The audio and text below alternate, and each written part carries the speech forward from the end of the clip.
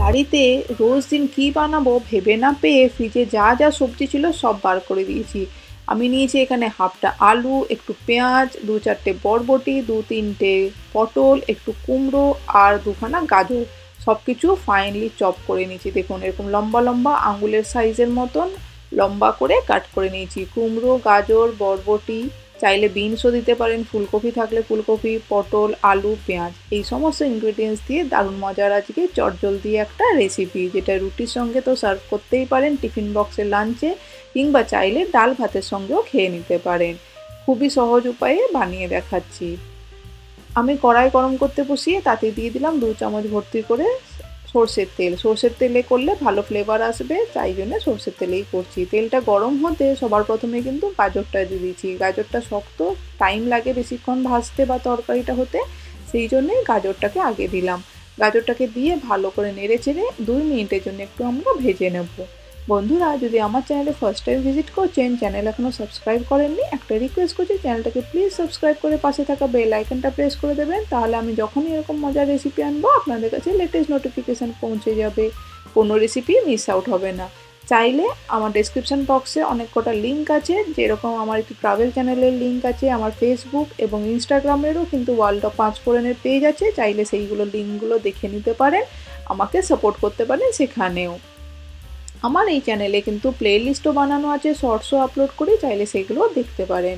গাজরটাকে 2 minute ভাজার পরে আমি এখানে আগে থেকে যে কেটে রেখেছিলাম আলুটা, সেই আলুটাকেও দিয়ে দিলাম। যেই সবজিগুলো আমাদের কিন্তু একটু রান্না করতে বা সেদ্ধ হতে টাইম লাগে, সেইগুলোকে প্রথমে দিয়ে ভালো করে এরকম নেড়ে চেড়ে ভাজতে হবে। খুব চটজলদি হবে। ঢাকা কিন্তু আমি দিচ্ছি না, জল বেরিয়ে আসতে পারে, সেই জন্য আমি কিন্তু লো ফ্লেমেই এটাকে না ঢাকা দিয়ে কুক করছি।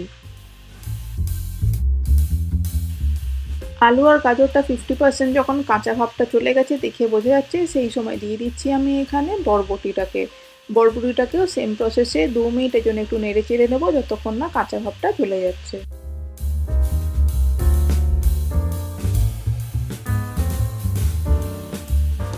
মোটামুটি সবজিগুলো অর্ধেকটা ভাজা হয়ে এসছে, এই সময় দিয়ে দিচ্ছি আমি এখানে আগে থেকে কেটে রাখা পটলটাকে। আর কুমড়োটাও এই পর্যায়েই দেবো, যাতে ঘেঁটে না যায়, সেই জন্য কুমড়ো আর পটলটাকে সবার লাস্টে দিলাম। এরপরে আমি দিয়ে দিচ্ছি কেটে রাখা পেঁয়াজটাও। পেঁয়াজটা লাস্টে দেওয়ার কারণে পেঁয়াজটা একটু ক্রাঞ্চি ক্রাঞ্চি থাকবে, ভালো লাগবে খেতে।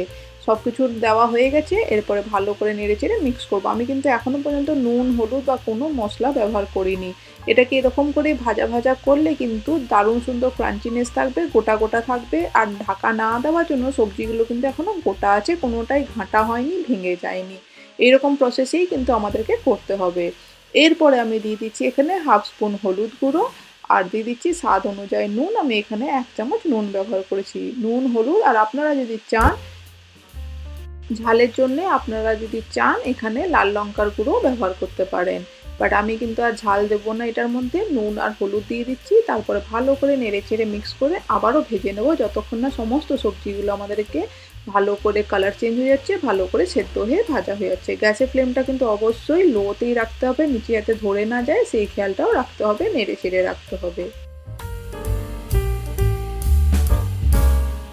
10-12 মিনিট পরে স্প্যাচুলার সাহায্যে দেখে নিচ্ছি আমি আলু, গাজর সব কিছুই কিন্তু আগে দিয়েছিলাম, তাই সেদ্ধ ভালো মতনই হয়ে গেছে। আমাদের সবজি কিন্তু কমপ্লিটলি রেডি।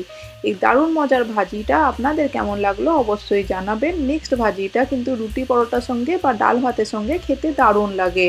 এরকম একবার গরম গরম বানিয়ে দেখুন, খান দান, মজা করুন, এবং আমাকে অবশ্যই কমেন্ট করে জানান কেমন লাগলো আজকের রেসিপি। আমি চটজলদি ফেরত আসবো নতুন রেসিপি নিয়ে। সবাই ভালো থাকবেন, সুস্থ থাকবেন, সাপোর্ট করবেন। Thank you.